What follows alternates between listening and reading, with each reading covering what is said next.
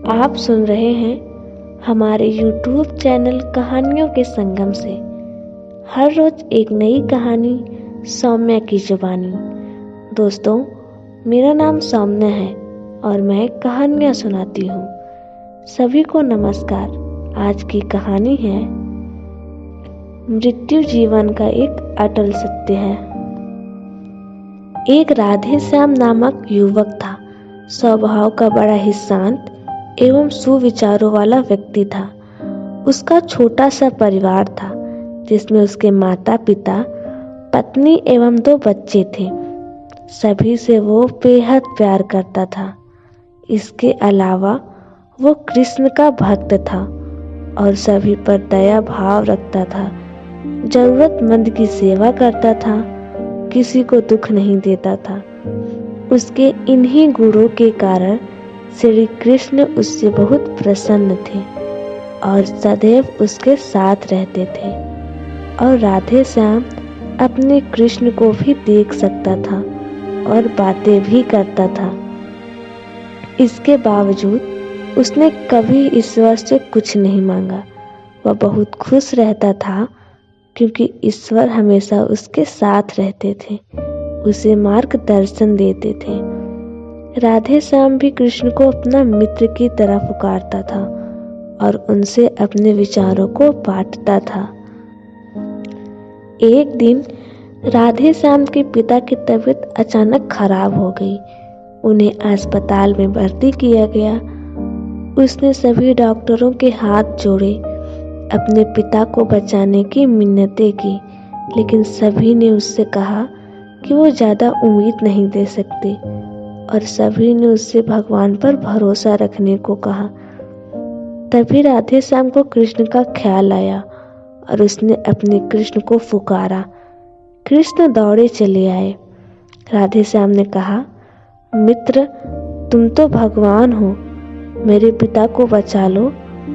कृष्ण ने कहा, मित्र, ये मेरे हाथों में नहीं है।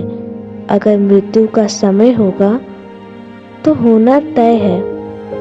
इस पर राधे श्याम नाराज हो गया और कृष्ण से लड़ने लगा। गुस्से में उन्हें कोसने लगा। भगवान ने भी उसे बहुत समझाया पर उसने एक न सुनी। तब भगवान कृष्ण ने उससे कहा, मित्र, मैं तुम्हारी मदद कर सकता हूँ, लेकिन इसके लिए तुम्हें एक कार्य करना होगा। राधे श्याम ने तुरंत पूछा, कैसा कार्य?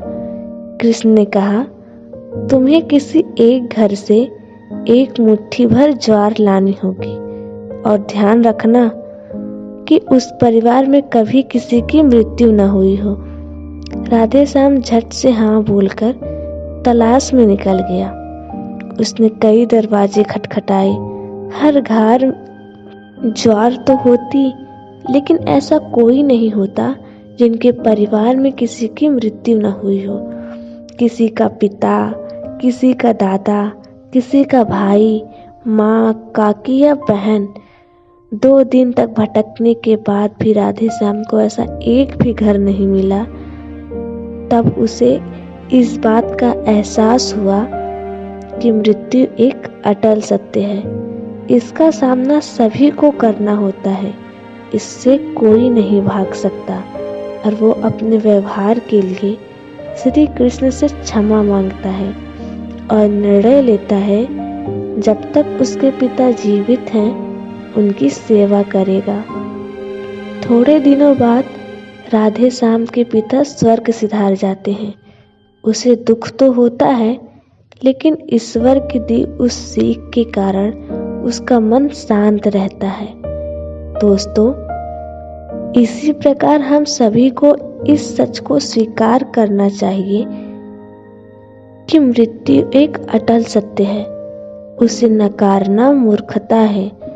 दुख होता है, लेकिन उसमें फंस जाना गलत है, क्योंकि केवल आप ही उस दुख से पीड़ित नहीं हैं, अपितु संपूर्ण मानव जाति उस दुख से रूपारू है। ऐसा सच को स्वीकार कर आगे बढ़ना ही जीवन है। कई बार हम किसी खास के चले जाने से इतना बेबस हो जाते हैं कि सामने खड़ा जीवन और उससे जुड़े लोग हमें दिखाई ही नहीं पड़ते। ऐसे अंधकार से निकलना मुश्किल हो जाता है। जो मनुष्य मृत्यु को सत्य को स्वीकार कर लेते हैं उसका जीवन भर विहीन हो जाता है और उसे कभी कोई कष्ट तोड़ नहीं सकता। वो जीवन के हर क्षेत्र में आगे बढ़ जाता है।